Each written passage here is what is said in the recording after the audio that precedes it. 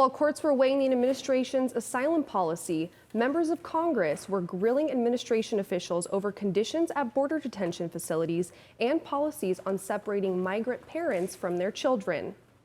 Cronkite News reporter Julian is live with details from today's House Judiciary Committee hearing in Washington. It was just yesterday that Judiciary Committee members were sparring over the testimony of former Special Counsel Robert Mueller. And just like then, Democrats and Republicans on the committee today argued over the goals of the hearing. And just like then, emotions were still a little raw. Republicans charged that today's hearing on family separation and the conditions of immigration detention facilities was a little more than a Democratic attempt to score political points. Look, I'm going to stop. I'm not going to read this. You know what is dehumanizing? Is continuing to bring the same witnesses or the same people from the same agencies to talk about this over and over and over again. What's dehumanizing is doing that and not doing anything about it.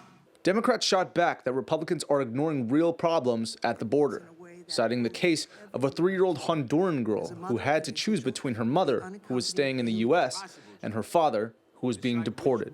Asking a 3-year-old child to choose between their parents, not knowing if they'll ever see one again, is unconscionable and traumatic to a child. No one at the hearing claimed the situation at the border is good. Facilities have been overwhelmed by the surge in immigrants, many coming through with children the system is not used to handling. Customs and Border Patrol Chief Brian Hastings said his agency is working to provide as much care as possible. But an inspector with the Department of Homeland Security said detention centers are filled to overflowing. When our team arrived at the El Paso del Norte Processing Center, they found the facility, which has a maximum capacity of 125 detainees, had more than 750 detainees on site. The following day, that number had increased to 900. Shaw said the conditions pose a threat to both the migrants and to the federal agencies overseeing their custody.